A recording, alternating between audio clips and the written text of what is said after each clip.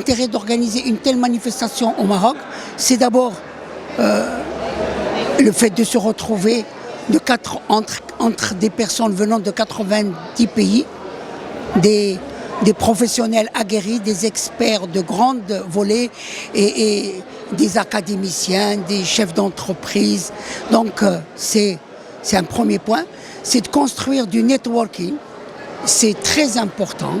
Et pour terminer, ça permet de mettre en place des collaborations un peu partout. Donc ça, c'est vraiment l'intérêt.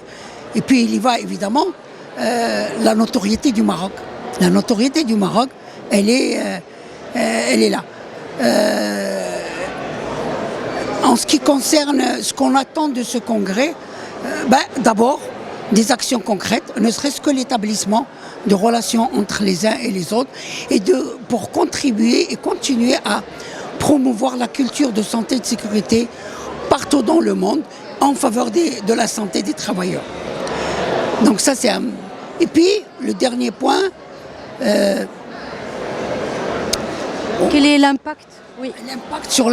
L'impact sur la situation de la santé et de la sécurité au travail au Maroc, ça ne peut être que bénéfique. Pourquoi? Parce que on va pouvoir profiter des best practices, des bonnes pratiques des uns et des autres, et qu'on pourra peut-être mettre en place pour valoriser ce qui se passe chez nous.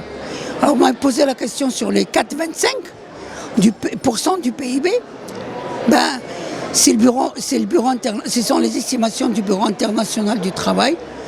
Il y a des chiffres un peu plus anciens qui situent le Maroc à un nombre d'accidents de travail mortels pour 100 000 travailleurs à 48. C'est 2 fois le taux de la zone MENA.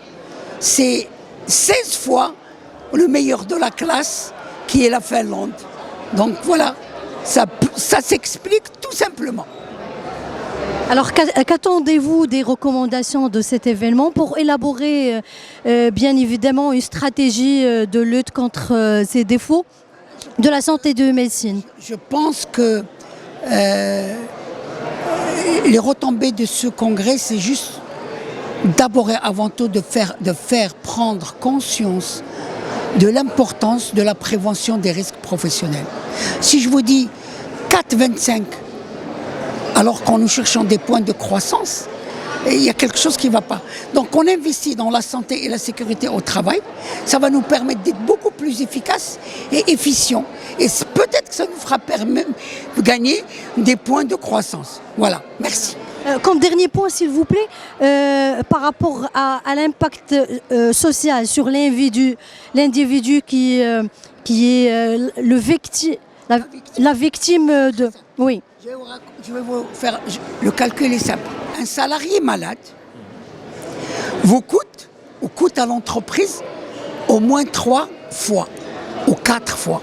Il est malade, il faut le soigner. Ça coûte de l'argent. Il est malade, il faut le nourrir et nourrir sa famille. Donc il faut continuer à le payer. Ça coûte il est malade, il ne produit pas.